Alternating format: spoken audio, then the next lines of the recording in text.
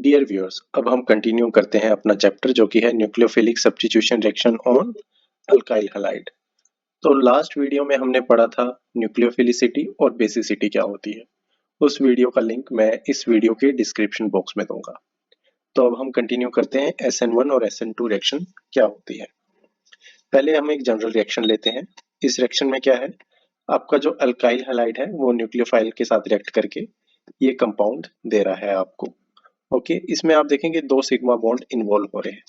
एक sigma bond जिसमें breakage हो रही है between sp3 hybridised alkyl group and halide group के बीच में, और इस सिग्मा बॉन्ड में फॉर्मेशन हो रही है between alkyl group and nucleophile group.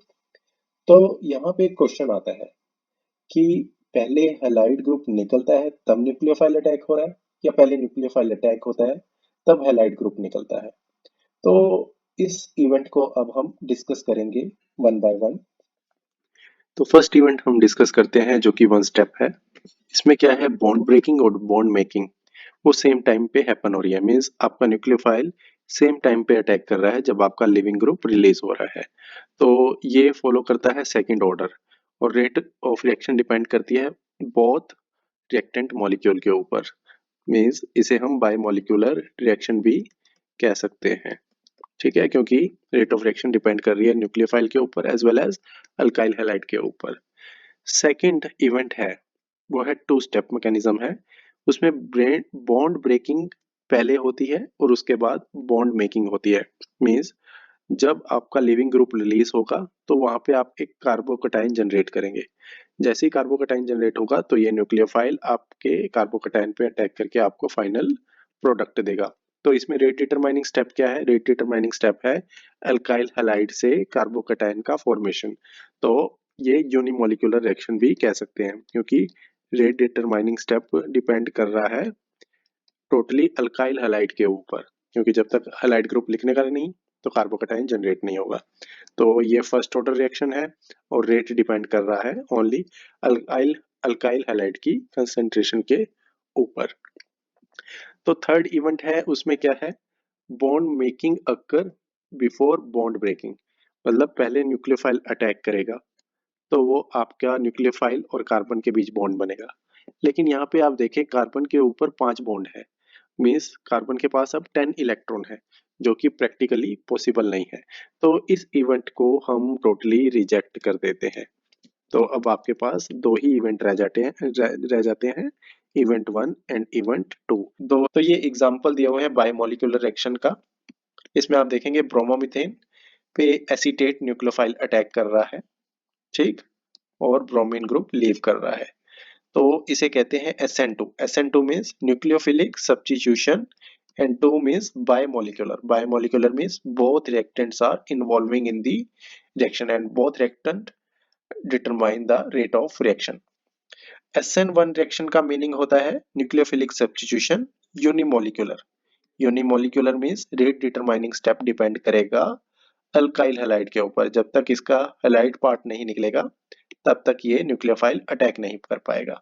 पहले हम डिस्कस करते हैं SN2 मैकेनिज्म। मैंने आपको पिछली स्लाइड में रिएक्शन दिखाई थी। ब्रोमोमीथेन एसीटेट के साथ SN2 रिएक्शन में जाता है और आपको ये वाला मॉलिक्यूल देगा जो कि है मिथाइल एसीटेट, और ये bromine as a leaving group. तो अगर हम काइनेटिक के बारे में डिस्कस करें, आपको बता चुका हूं कि ये फॉलो करती है सेकंड ऑर्डर काइनेटिक। जब आपके दोनों रिएक्टेंट डिटरमाइन करते हैं रेट ऑफ रिएक्शन को तो वो ने कहा जाता है बायमोलिकुलर रिएक्शन, और ये फॉलो करते हैं सेकंड ऑर्डर काइनेटिक को। तब आपकी रेट इक्वेशन क्या होगी, rate constant multiply by both reactant. Means अगर आप डबल कर देंगे इसकी कंसंट्रेशन को मिथाइल ब्रोमीन की, तो रेट ऑफ रिएक्शन आपका डबल हो जाएगा। अगर आप डबल कर देंगे एसीटेट की कंसंट्रेशन को तो भी आपका रेट ऑफ रिएक्शन डबल हो जाएगा।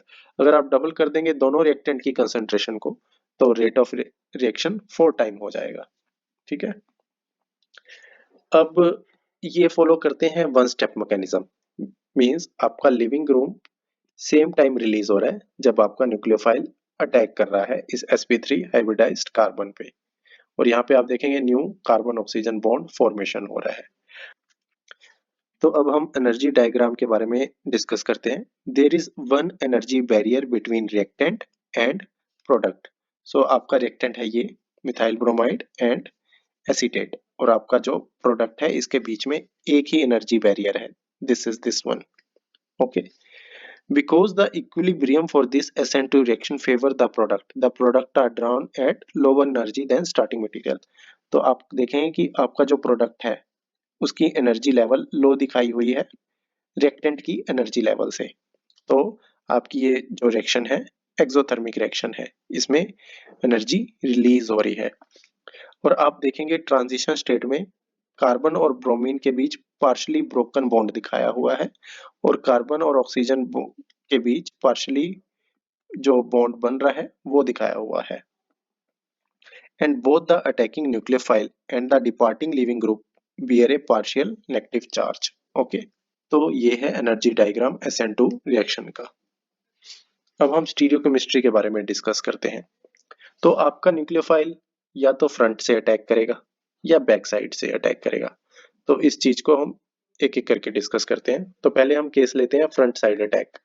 तो स्टीरियोकेमिस्ट्री डिस्कस कर रहे हैं तो पहले हमें रिएक्टेंट भी वो लेना पड़ेगा जिसमें स्टीरियो सेंटर है। इसमें इथाइल ब्रोमाइड लिया हुआ है। तो इस कार्बन के ऊपर आप देखोगे हाइड्रोजन है और ड्यूटीरियम है और मिथाइल है। तो ये जो कार्बन है ये कायरल कार्बन है। ओके, तो इस कायरल कार्बन के ऊपर न्यूक्लियोफाइल रिएक्ट कर रहा है और ब्रोमीन को रिप्लेस करके आपको दे रहा है कंपाउंड ए। तो ये है फ्रंट साइड अटैक, मींस जिस डायरेक्शन में ब्रोमीन रिलीज हो रहा है उसी डायरेक्शन में न्यूक्लियोफाइल अटैक कर रहा है, और जिसकी वजह से पोजीशन चेंज नहीं होती बाकी के एटम की जो इस कार्बन के ऊपर जुड़े हुए हैं। मींस हाइड्रोजन आप देखेंगे इसमें और इसमें सेम पोजीशन पे है, ये कार्बन भी सेम पोजीशन पे और ड्यूटेरियम भी सेम पोजीशन पे है। तो ये है रिटेंशन ऑफ कॉन्फ़िगरेशन। तो फ्रंट साइड अटैक में रिटेंशन ऑफ कॉन्फ़िगरेशन होता है। तो अब हम डिस्कस करते हैं बैक साइड अटैक के बारे में। इसमें जो आपका न्यूक्लियोफाइल है वो अप्रोच करता है opposite side to the leaving group. ठीक है, इसमें आप देखेंगे कि ब्रोमीन इस डायरेक्शन में रिलीज हो रहा है और न्यूक्लियोफाइल अपोजिट डायरेक्शन से अटैक कर रहा है। तो इस केस में इन्वर्शन ऑफ कॉन्फ़िगरेशन होता है। तो दो तरह के अटैक हैं, फ्रंट साइड अटैक जिसमें रिटेंशन ऑफ कॉन्फ़िगरेशन है और बैक साइड अटैक जिसमें इन्वर्शन ऑफ। तो यहाँ पे क्वेश्चन आता है which product is formed in SN2 reaction, means product with retention of configuration और product with inversion of configuration. तो SN2 जो रिएक्शन है वो ऑलवेज हैपन होती है back side attack. Back side attack होता है न्यूक्लियोफाइल का जिसमें इन्वर्शन ऑफ कॉन्फ़िगरेशन होती है। ठीक है, तो इसका रीजन क्या है? रीजन ये है कि आपका जो न्यूक्लियोफाइल है वो इलेक्ट्रॉन रिच है, ब्रोमीन भी इलेक्ट्रॉन रिच है। अगर अब दोनों ही एक डायरेक्शन में होंगे तो उनमें रिपल्शन होगी। तो न्यूक्लियोफाइल प्रेफर करता है कि वो बैक साइड अटैक करे। ओके, तो जब बैक साइड अटैक होता है तो न्यूक्लियोफाइल और जो लिविंग ग्रुप है वो एक दूसरे से बहुत दूर होते हैं। ओके, और ये रिएक्शन इजिली जाती है। अगर आप ट्रांजिशन स्टेट देखेंगे, ट्रांजिशन स्टेट में आपका न्यूक्लियोफाइल और जो लिविंग ग्रुप है वो 180 डिग्री अवे होते हैं एक दूसरे से। ये है ट्रांजिशन स्टेट। आप देखेंगे कि जो आपका न्यूक्लियोफाइल है वो इस लिविंग ग्रुप से 180 डिग्री अवे है। तो यहाँ पे मैंने कुछ एग्जांपल दिए हुए हैं इन्वर्शन ऑफ कॉन्फ़िगरेशन के।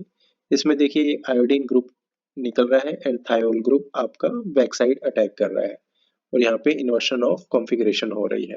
और सेम क्लोरीन इस डायरेक्शन में निकल रहा है और जो आपका OH नेगेटिव है वो यहाँ पे इस डायरेक्शन में अटैक कर रहा है। तो अगेन इन्वर्शन ऑफ कॉन्फ़िगरेशन हो रही है। तो यहाँ पे एक क्वेश्चन है कि अल्काइल ग्रुप का रेट ऑफ SN2 रिएक्शन पे क्या इफेक्ट पड़ता है। फॉर एग्जांपल आपके पास मिथाइल हैलाइड है, प्राइमरी अल्काइल हैलाइड है, सेकेंडरी अल्काइल हैलाइड है एंड टर्शियरी अल्काइल हैलाइड है। तो इसमें से आप देखेंगे SN2 reaction primary and methyl में ज्यादा हो रही है comparison to secondary and tertiary. तो इसका सिंपल सा आंसर है स्टीरिक हिंड्रेंस। जैसे हम एक लेते हैं ब्रोमोमीथेन। ब्रोमोमीथेन में न्यूक्लियोफाइल बैक साइड अटैक करेगा वेरी इजिली। ओके, और आपको प्रोडक्ट देगा। फ्रंट साइड अटैक क्यों नहीं होता, इसका रीजन मैं बता चुका हूँ कि न्यूक्लियोफाइल भी इलेक्ट्रॉन रिच है और ब्रोमीन भी इलेक्ट्रॉन रिच है। तो सेम डायरेक्शन से अटैक नहीं हो सकता जहां से लिविंग ग्रुप निकल रहा है। तो nucleophile back side attack prefer करेगा। एंड सेकंड थिंग, मिथाइल के ऊपर कोई स्टीरिक हिंड्रेंस नहीं है। अब यहाँ इथाइल ब्रोमाइड देखेंगे तो यहाँ पे इस कार्बन के ऊपर इस मिथाइल की स्टीरिक हिंड्रेंस है, मतलब इस कार्बन पे इस न्यूक्लियोफाइल को अटैक करना है और बिल्कुल स्टीरिक हिंड्रेंस है इस मिथाइल की वजह से।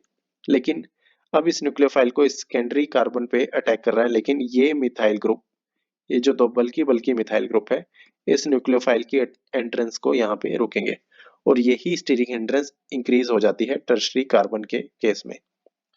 तो अभी तक हमने SN2 रिएक्शन में क्या पढ़ा है? SN2 रिएक्शन का काइनेटिक सेकंड ऑर्डर है और इसका रेट इक्वेशन ये है। मैकेनिज्म इसका वन स्टेप होता है, मींस आपका जो न्यूक्लियोफाइल है सेम टाइम अटैक करता है जब लिविंग ग्रुप वहां से रिलीज हो रहा होता है। और स्टीरियोकेमिस्ट्री में बैक साइड अटैक है, उसका मतलब है कि इन्वर्शन ऑफ कॉन्फ़िगरेशन। और इफेक्ट ऑफ आर ग्रुप हम पढ़ चुके हैं कि जितने कम आर ग्रुप होंगे तो उतना ही SN2 रिएक्शन उसमें ज्यादा प्रेफर करेगी, मींस प्राइमरी अल्काइल हैलाइड में SN2 रिएक्शन ज्यादा होगी compare to secondary and tertiary carbon. Okay, तो ये था SN2 रिएक्शन। तो अब हम पढ़ते हैं SN1 मैकेनिज्म के बारे में।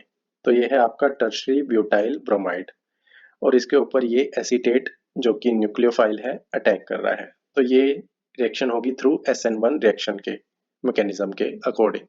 तो SN1 रिएक्शन का मैकेनिज्म क्या कहता है? ये टू स्टेप मैकेनिज्म है। इसमें क्या है, आपका जो लिविंग ग्रुप है पहले रिलीज होगा और वो जनरेट करेगा कार्बोकैटायन, मींस आपका हाइड्रोलाइसिस होगा कार्बन ब्रोमीन बॉन्ड का जो जनरेट करेगा कार्बोकैटायन। और यही कार्बोकैटायन जब जनरेट होता है इसके ऊपर न्यूक्लियोफाइल का अटैक होता है, ठीक है, और आपको प्रोडक्ट फॉर्मेशन देता है। तो रेट डिटरमाइनिंग स्टेप है generation of carbocation from this alkyl bromide. Okay, तो काइनेटिक के बारे में डिस्कस करेंगे तो वन स्टेप मैकेनिज्म है, यूनिमोलिकुलर में आपको समझा चुका हूँ। और रेट ऑफ रिएक्शन पे न्यूक्लियोफाइल का कंसंट्रेशन का कोई इफेक्ट नहीं होता और rate of reaction only depend करती है कंसंट्रेशन ऑफ आपके अल्काइल हैलाइड की। अब हम SN1 रिएक्शन का एनर्जी डायग्राम डिस्कस करते हैं। तो आपका ये है टर्शियरी ब्यूटाइल ब्रोमाइड। अब इसमें पहली ट्रांजिशन स्टेट आती है जब ब्रोमीन आपका इसमें से निकल रहा है, मींस कार्बन और लिविंग ग्रुप के बीच बॉन्ड ब्रेक हो रहा है। तो बॉन्ड ब्रेक होने के लिए एनर्जी ज्यादा चाहिए होती है। तो आप देखेंगे कि इस activation energy barrier is very high. Okay, और इस ये है transition state at this peak. Okay, जैसे ही ब्रोमीन निकलता है एनर्जी रिलीज होती है और आपका कार्बोकैटायन जनरेट होता है जो कि स्टेबल है compare to this transition state. जैसे ही कार्बोकैटायन जनरेट होगा अब दोबारा एनर्जी लगेगी बॉन्ड फॉर्मेशन में, मींस आपका एसीटेट न्यूक्लियोफाइल अटैक करेगा इस कार्बोकैटायन के ऊपर और आपकी ये ट्रांजिशन स्टेट बनेगी। तो ये आपका दूसरा एक्टिवेशन एनर्जी बैरियर है। और फाइनली जब ये प्रोडक्ट बन जाएगा तो ये आपको प्रोडक्ट देगा दिस वन। और ये एक्सोथर्मिक रिएक्शन है और आप देखेंगे प्रोडक्ट का एनर्जी लेवल कम है कंपेयर टू स्टार्टिंग मटेरियल। तो यही मैंने इस पैराग्राफ में डिस्कस किया हुआ है। You can check this line and confirm with this structure. Okay, now we will discuss stereochemistry of SN1 reaction. तो आपने देखा था कि कार्बोकैटायन की फॉर्मेशन होती है जब लिविंग ग्रुप रिलीज होता है। तो ये है कार्बोकैटायन। कार्बोकैटायन का जो ये कार्बन है ये sp2 हाइब्रिडाइज्ड होता है और ये एक ट्राइगोनल प्लेनर का स्ट्रक्चर देता है, ट्राइगोनल प्लेनर। ओके, तो जब ये प्लेनर स्ट्रक्चर है तो न्यूक्लियोफाइल का अटैक फ्रंट साइड से भी हो सकता है और न्यूक्लियोफाइल का अटैक बैक साइड से भी हो सकता है। मींस आपके यहाँ पे दो तरह के प्रोडक्ट बनने के चांसेस है, one is with retention of configuration and one is with inversion of configuration. तो यहाँ पे ये चीज समझाई हुई है। आपका मॉलिक्यूल है A। ओके, फर्स्ट यहाँ से ब्रोमीन रिलीज हुआ, ब्रोमीन ने जनरेट किया प्लेनर कार्बोकैटायन। अब ये आपका न्यूक्लियोफाइल अटैक करेगा फ्रॉम फ्रंट साइड और there are chances can attack from back side. तो आपका मॉलिक्यूल बनेगा B। Okay, front side attack में डिटेंशन ऑफ कॉन्फ़िगरेशन और बैक साइड अटैक में इन्वर्शन ऑफ कॉन्फ़िगरेशन। तो आपका रेसिमाइजेशन हो जाएगा। रेसिमाइजेशन मीन्स दो इनेंशियोमर बनेंगे, ठीक है, एक ही स्टार्टिंग मटेरियल से। तो आपके SN1 रिएक्शन में क्या होता है, रेसिमिक प्रोडक्ट बनता है, means two enantiomer, one with retention of configuration and one with inversion of configuration. और आपको फिर से याद दिलाऊंगा SN2 में इन्वर्शन ऑफ कॉन्फ़िगरेशन होती है क्योंकि अटैक बैक साइड होता है, और SN1 में रेसमिक प्रोडक्ट बनता है। तो ये दो एग्जाम्पल हैं जिसमें एक में iodine as a leaving group है और दूसरे में chlorine as a leaving group है, और आपका यहाँ पे वाटर न्यूक्लियोफाइल है और आपके रेसमिक प्रोडक्ट बन रहे हैं। वाटर जो होता है वो एक न्यूट्रल न्यूक्लियोफाइल है, और जब आपका न्यूट्रल न्यूक्लियोफाइल अटैक करता है तो वो आपको पहला प्रोडक्ट देगा ROH2+, और फाइनली प्रोटॉन इसमें से रिलीज होगा तो आपको अल्कोहल मिलता है। ये हम डिस्कस कर चुके हैं न्यूक्लियोफिलिसिटी वर्सेस बेसिसिटी में पिछली वीडियो में। ओके, तो अब हम यहाँ पे डिस्कस करते हैं अल्काइल ग्रुप का SN1 रिएक्शन पे क्या इफेक्ट होता है। तो हमें याद है SN2 रिएक्शन जो प्रेफर करती है वो प्राइमरी को प्रेफर करती है, अल्काइल हैलाइड को, और SN1 रिएक्शन है वो टर्शरी अल्काइल हैलाइड को प्रेफर करती है। रीजन क्या है?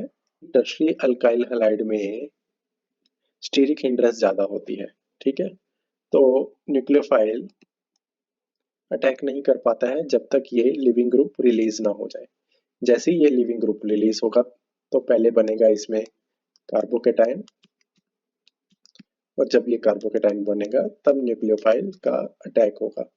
That's why tertiary alkyl halide में SN1 रिएक्शन प्रेफरेबल होती है, और प्राइमरी और मिथाइल हैलाइड में SN2 रिएक्शन प्रेफर ज्यादा करती है। तो ये है समरी SN1 रिएक्शन की काइनेटिक्स। आपका फर्स्ट ऑर्डर काइनेटिक है और रेट डिपेंड करता है अल्काइल हैलाइड के ऊपर, कि जब तक अल्काइल हैलाइड कार्बोकेटाइन जनरेट नहीं करेगा तब तक न्यूक्लियोफाइल अटैक नहीं होगा। और इसका मैकेनिज्म है, टू स्टेप मैकेनिज्म है। स्टीरियोकेमिस्ट्री में क्या होता है, पहले आपका ट्राइगोनल प्लेनर कार्बोकेटाइन बनता है, और ट्राइगोनल प्लेनर कार्बोकेटाइन में फ्रंट साइड अटैक भी होता है और बैक साइड अटैक भी होता है, जिसकी वजह से रेसिमाइज प्रोडक्ट बनता है ऑन सिंगल स्टीरियोजेनिक सेंटर पे। और आर ग्रुप का मैं बता ही चुका हूँ, SN1 रिएक्शन प्रेफर करती है टर्शरी कार्बन के ऊपर और SN2 रिएक्शन प्रेफर करती है प्राइमरी कार्बन के ऊपर। So guys, this was regarding SN2 and SN1 reaction. In our next video we will study stability of carbocation, and thank you.